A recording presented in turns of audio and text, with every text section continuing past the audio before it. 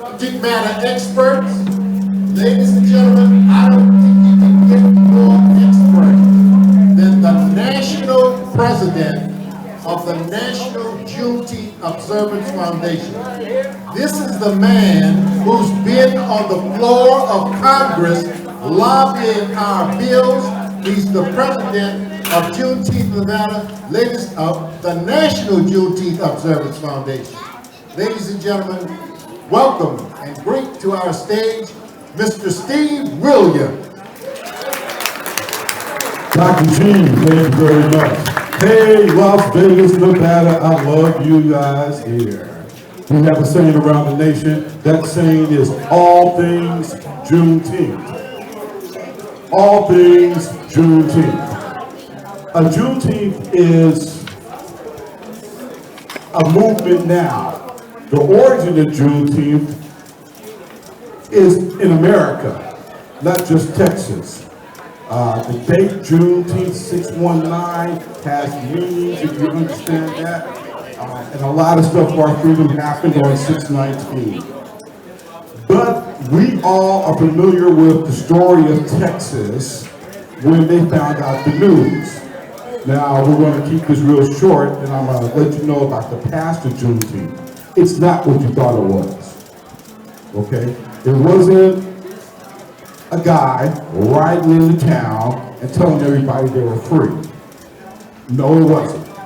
Actually, what it was about 9,000 black men in uniform with guns that got off the boat because they were on their way to Mexico to defend the border of Texas from a French incursion. They ran into a storm or forced to land in Galveston. Before they got off the boat, though, they saw about 2,000 other brothers on ships outside of Galveston that couldn't land. But these guys are the guys that captured General Lee at Appomattox. These black men who marched through the night and the day, they captured General Lee. They were sent by General Grant to defend America from Maximilian and the French, who thought they could take advantage of America while the war and the president was dead. They were sent to go to the border, defend the border from that incursion as a show of force. They picked up General Granger in Mobile, Alabama, okay, on their way. He didn't even get off the boat. They came back to the boat after June 18th when they saw what was going on in Texas and told them, if you don't fix it, we'll fix it. So Granger signed right there. In the mural in Galveston, you see Granger signing with a troop of black men standing behind him in uniforms with guns. Now, we talked to a lot of people who grew up in Galveston. That was the story they heard. They didn't even hear about the paper. All they know is they were one day working the field and they saw a bunch of brothers like them with uniforms and guns on and told them they were free. That's why they partied. That's why they celebrated. That's why 156 years later, no matter if you were free in North Carolina on the day, or South Carolina on the day, or even Oklahoma, the last people who were free a year later, it don't match the sight and the excitement of seeing these people coming with self-agency. That's the magnificence of Juneteenth. And it's just not about us of color, it's for all of America. Okay? We lean on each other. That's what Juneteenth brings. That's the past of Juneteenth. The future of Juneteenth is the continuation of that. One other thing you might not know about, everybody's talking about Black Wall Street. Newsflash, Black Wall Street was born from Juneteenth.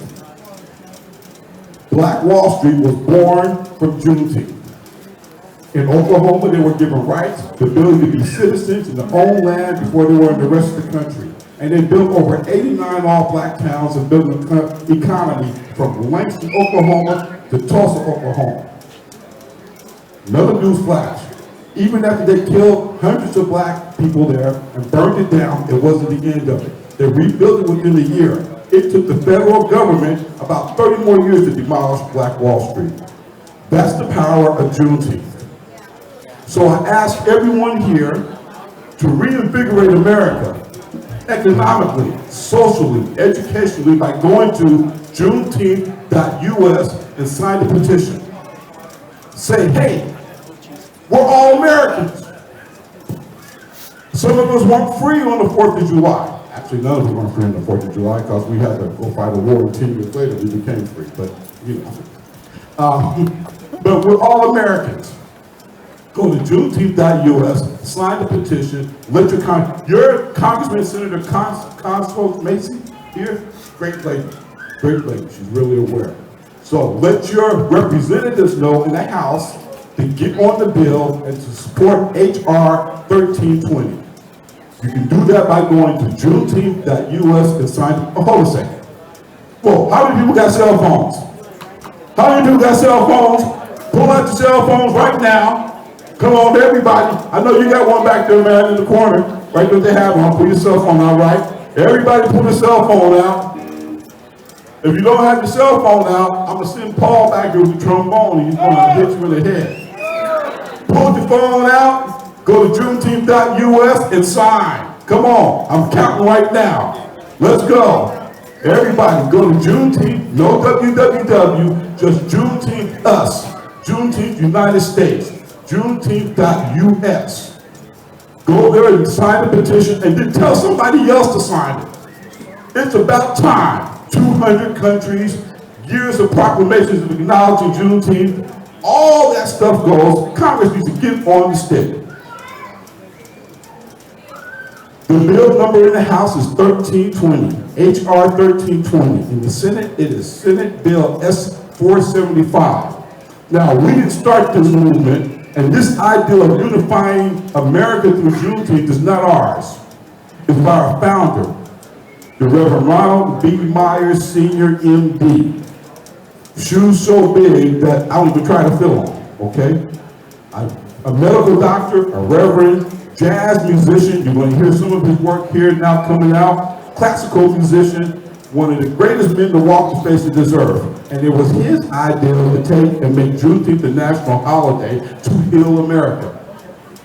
And I was privileged enough to know Dr. Myers very well. Loved him, played with him. Got to know Dr. Robert Sterling Pritchard, founder of Black History Month, who had the same concept about wanting to heal America through knowledge. So please support that. This is the real way of getting things done by all of us as Americans first, not Irish American or Mexican American or African American, but I'm an American. I'm an American. Okay? So, if Donald Trump can make Juneteenth famous, we can make it legal. All right. Now, I want to let y'all get a couple minutes from a great guy right here. One of my kinfolk. Our family out of Oklahoma. That's why we love Oklahoma. Okay? Mr. Bassman Leon Wilson. Hello, everybody. Have you had a good time today already? Oh, wow, that's kind of good. Have you had a good time today already? Oh, it's real loud over here. Kind of soft over here. Have you had a good time today already? The gentleman that was on the stage, his name is Steve. What he didn't tell you is that his whole family was very important in bringing up the city of Rennesville in Oklahoma. His great-grandfather built a fire station. His grandfather was a teacher, built a school. Steve's going to put some wonderful things there. And that's pretty cool because everybody needs to contribute. And I'd like to bring to the stage and say a big hello to Dee Edwards. Where are you, Dee? Right here. Where are you, Dee? Right there. Let everybody see you. See, you guys got to get some loudness going on. This lady is responsible for taking care of all of us under Steve's direction, taking care of all of us, making sure we have the right flights, making sure we have the right Uber, making sure we have the right limo, making sure that we get this, we get that, we get free dinner. I've got to make sure that I introduce her to you because sometimes you see us playing up here, but you don't see the support people that back us up. So would you please give a great round of applause to Dee Edwards, everybody.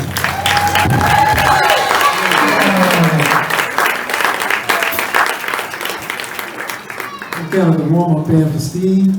On the piano over here, this is Justin. I wasn't expecting that. On the drums back there's Greg. Play something. Play something. Give me a look.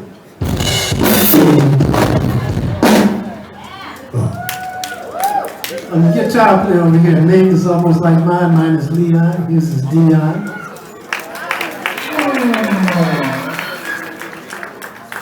So we're just gonna warm it up for Steve. He's got a big band coming out with horns and all of that, conga player, the whole 9 yards. So we're just gonna kind of get you in the mood in the whole bit. See what happens. We're just gonna pick it to me up and play. Here we go.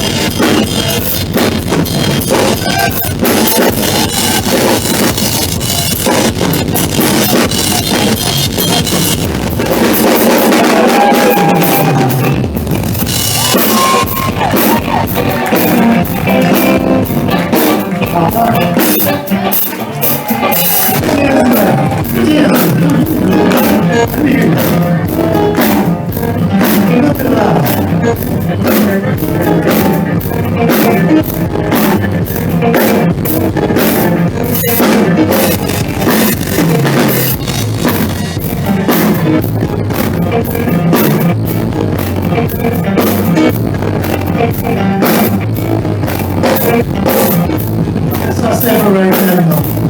Give me that great people. We're just warming up for it.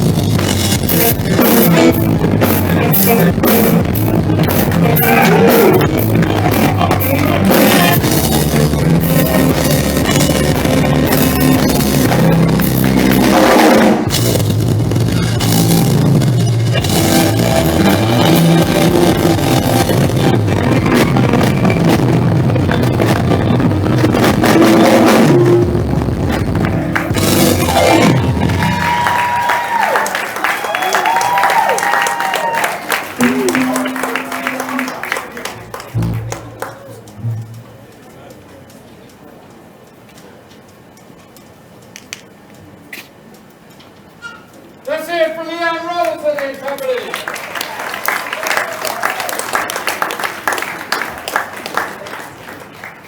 Well, earlier in the day, I was commenting about how lucky the people were for sitting in this section.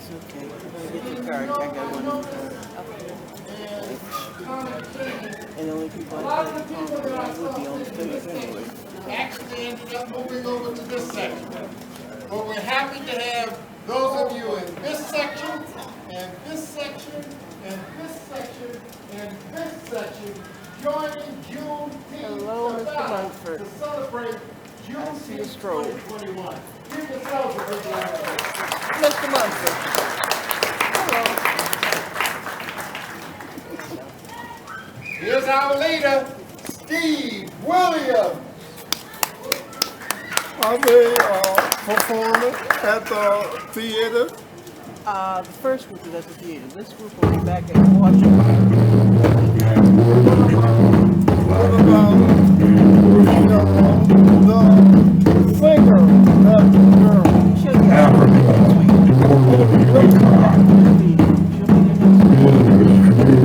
She is from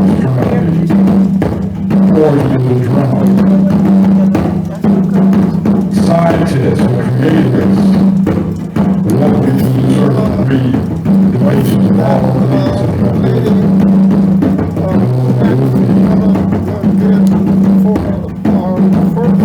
Working all the other building pyramids, spreading knowledge and truth to the other planet.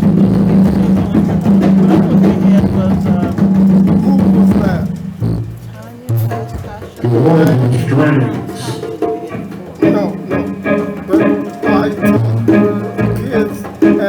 Capture the enemy.